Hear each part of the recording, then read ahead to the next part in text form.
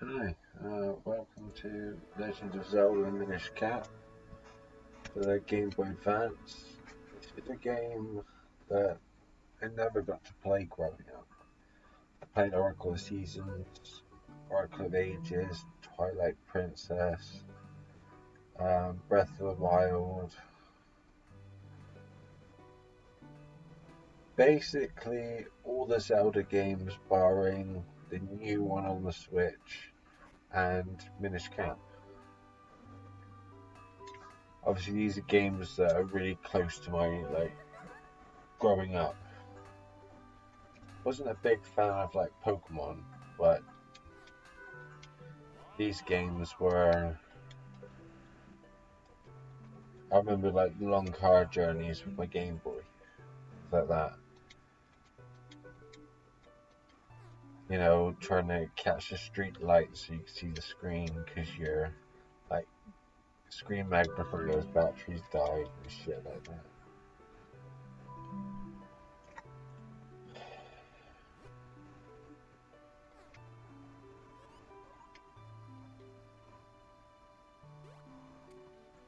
Obviously, it'd be interesting playing with a Series X controller. Right, so that's my roll.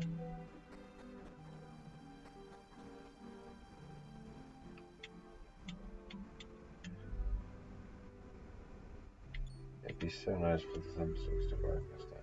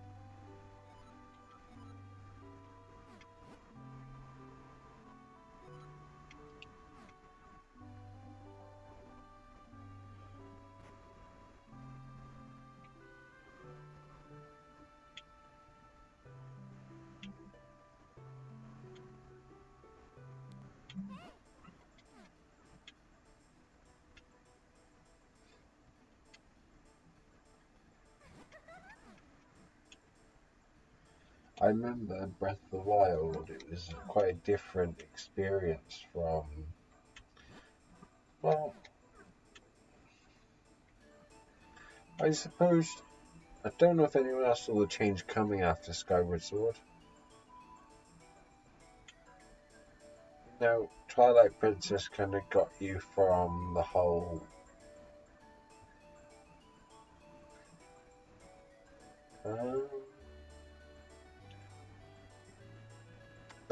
my higher graphics. I remember the first game where I was in school and it was Majora's Mask, and I was stuck, really stuck on it. And I ended up jamming my school printer in the IT room, downloading a massive, printing out this massive, 600 pages of a walkthrough for Majora's Mask, and getting banned from the IT room because not only did I go through all the paper that they had laid out, I ran the ink out of two printers and basically I got into a load of shit for using up all the ink of the printers, and no one could send anything over to the printers all day because I had sent 200 pages of a walkthrough to one printer, 200 to the another printer, and then I basically was splitting it to other printers so I could get it done as quick as possible.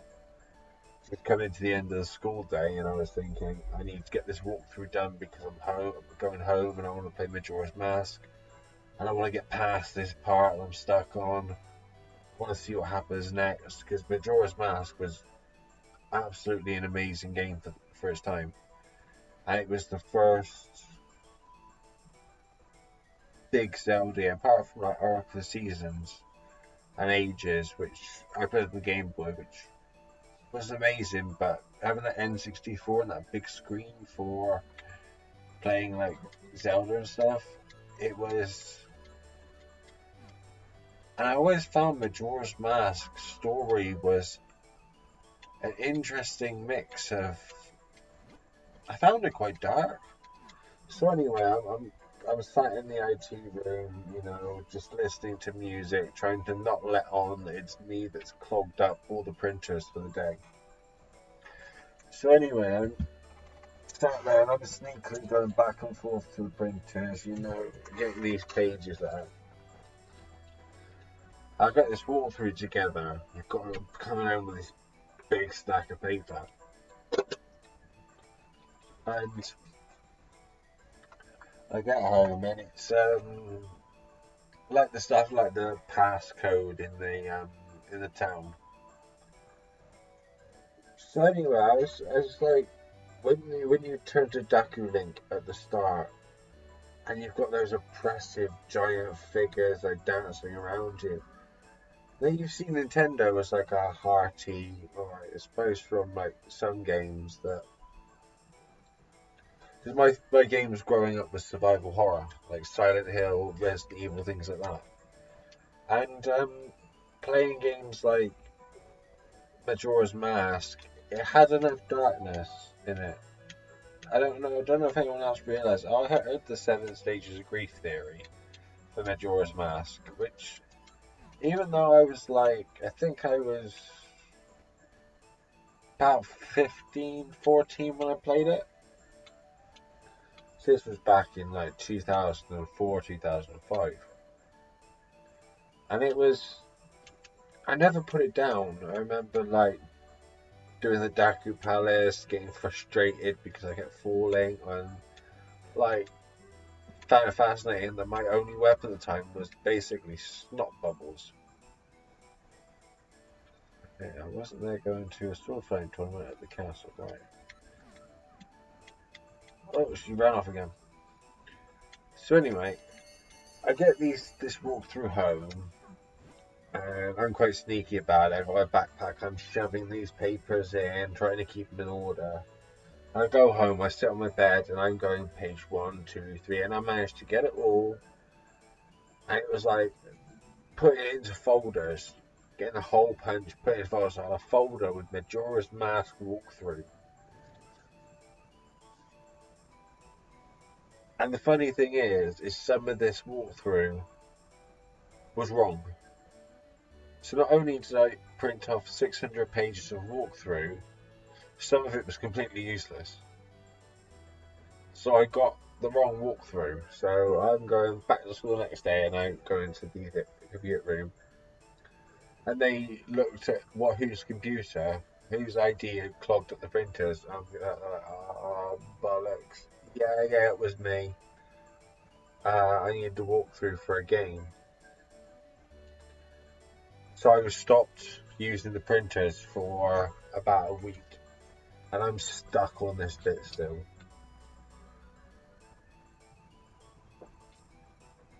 Obviously, I wanted the heart locations and all that, but I decided to just dump the walkthrough and explore.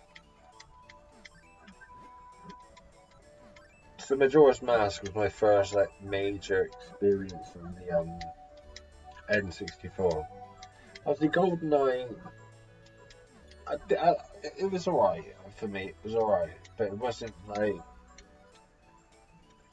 I didn't lose hours of time playing GoldenEye. Perfect Dark I enjoyed. Perfect Dark I did enjoy. But I didn't lose hours into things like that. Resident Evil 2 for the N64, I did spend a whole week with that in my system. So I will say my sibling upgraded to the Xbox and the PS2 and things like that, and I went, no, I'm sticking with my N64. I fucking love that console. Yeah, N64 is my all-time favorite console. At the moment,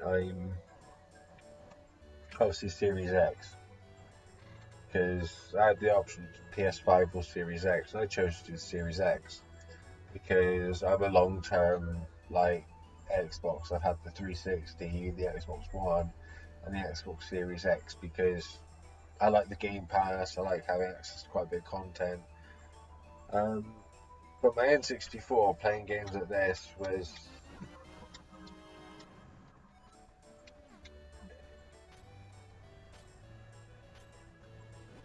Ocarina of Time. Yeah, an amazing game. Stupid mummy things that jump on your back scared the crap out of me when they fucking jump out at you. What is going on with my shield button? There is so wrong with the controls for this game. I will tell you that for nothing. So you keep it out.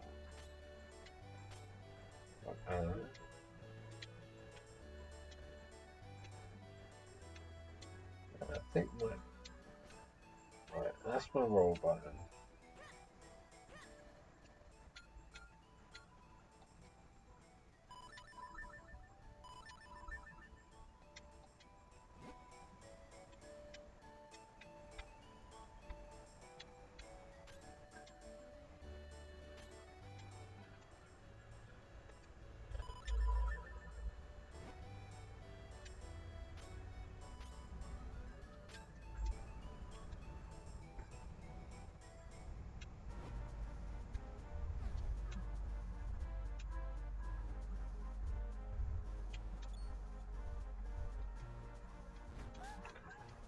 Deku!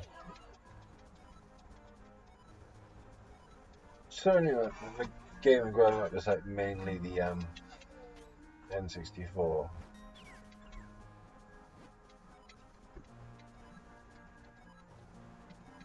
And then after that I upgraded to the original Xbox. And the only reason I upgraded to that console was for horror games. Fell in love with Silent Hill 2, um, Project Zero, where you use the camera and all that. It's not just a camera, it's just checking cameras. Um, but absolutely loving the whole survival horror genre.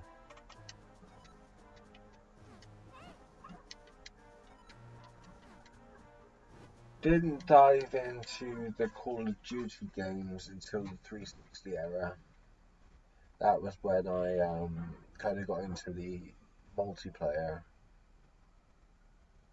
I remember the first 360 I played was a game called Dark Sector, where you had this like glaive you through, and that was the first game I bought. And I had the 360 Elite, the black one. To me, it still didn't beat the memories I had with the N64. I still remember the time I put into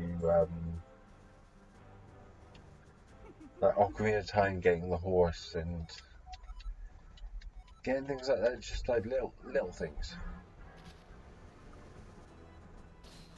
But you didn't get bored of it, you know. Even the small quests on the Legend of Zelda games, especially Majora's Mask, Ocarina of Time, they're fun.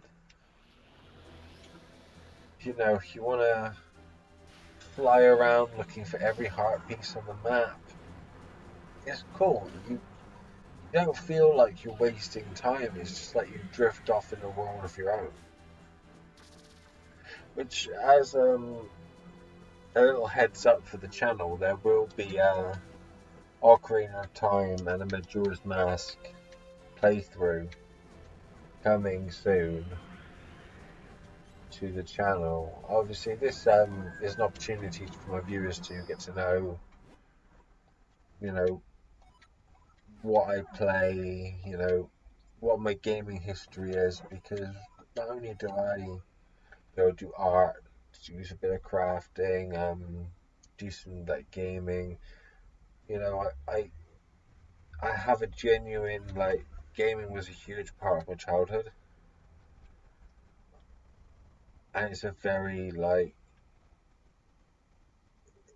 it's a deep love because when I was like struggling with things or having a hard time, gaming was it was my thing I went to, you know.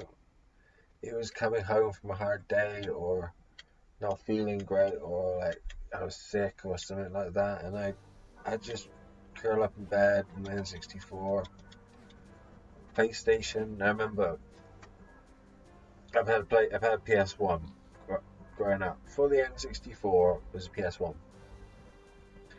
and Medieval. Medieval was an amazing game.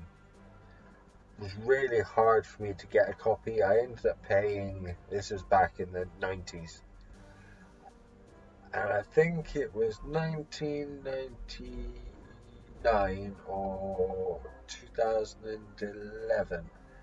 I could either of those dates, and I wanted a copy of Medieval 1 for Christmas to put on my PlayStation. So anyway, I finally Christmas comes and I get a copy of Medieval for the PlayStation. I'm like, yes, I've got it, I've got it, I've got it. So I'm opening my presents on Christmas morning, and I go upstairs to play Medieval. I go to open my PlayStation, press the button to open the lid. My brother had poured super glue into my fucking PlayStation. So not only had I waited, now I knew my copy of Medieval had been bought 3 months before Christmas Day. So I'd been waiting 3 months to play Medieval. And all I had was a demo disc. The original PlayStation demo discs for Medieval. And I loved it. It was still to this day, it's a good game memory. And my lid to my PlayStation had been glued shut on Christmas Day after 3 months of waiting for this game. That's siblings for you, though. You know, they have one job, is to be assholes. So anyway, I changed a bit of lighting here, give you guys a bit of a better lighting arrangement. The lighting is really off in here sometimes. So yeah, trying out my PlayStation with glued shut was absolutely brilliant. So I'm not used to doing this a whole face camera talking bollocks that everybody does on YouTube. I thought I'd give it a go anyway. So yeah, finding out my PlayStation being glued shut, not sit pretty for me, but shit happens. I managed to, thankfully, it was nothing gone into the optic or anything, so I managed to get all the glue out and pop the lid up. And I spent like 3 hours with like a small knife, like a scalpel blade, cleaning all the glue that had been around the rim. Thankfully it was just round like little spots of the rim, so he only glued the lid shut basically, so I could still get the disc in after and get it going again. So I was playing Medieval, and that was a game that I'll probably revisit on a bit of a retro games section.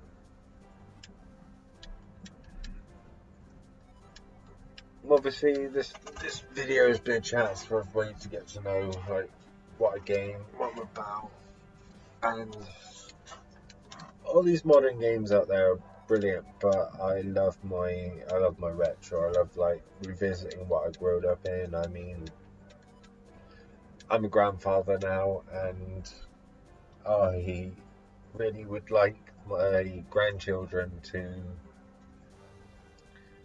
kind of play the games I grew up playing, like Zelda, Mario All Stars for the SNES. things like that. It's stuff that I grew up playing, and it's memories I can share with my grandchildren, which is a big part of my heart. And a big part of my heart also is that the games I grew up playing. So that is something that I would absolutely love to share with them. I'll be right back.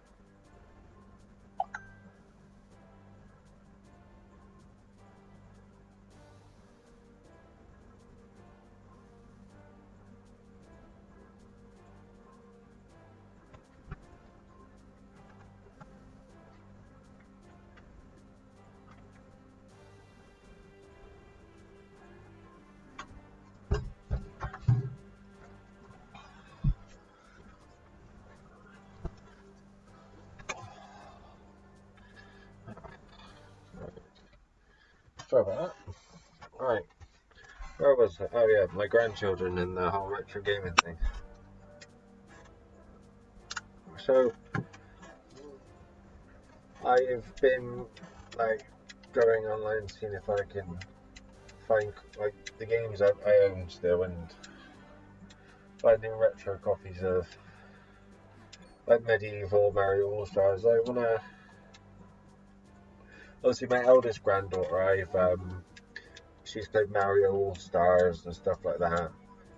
But I think I'd love to get her like a Game Boy or a Game Boy Advance SP. Because I think she'd love stuff like that. But obviously now them being collectibles, I mean, I looked at a Game Boy Advance in my local collectible shop, and it was like I'm in the UK, so just price ranges in pounds. It was £96 for a Game Boy Advance with a copy of the NES Legend of Zelda, which is obviously I understand the collectibles market, so I understand the price. But bloody hell, it's always been a goal of mine to let my grandchildren see what I grew up playing. Obviously, I do apologise there hasn't been much gameplay in this video. It's mainly been for background while I give you a bit of information about myself, and just basically a little bit of a, well, chit chat really, introduction to the channel and what to expect.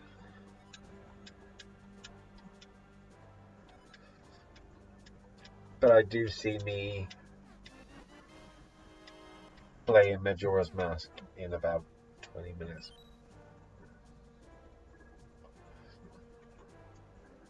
So anyway,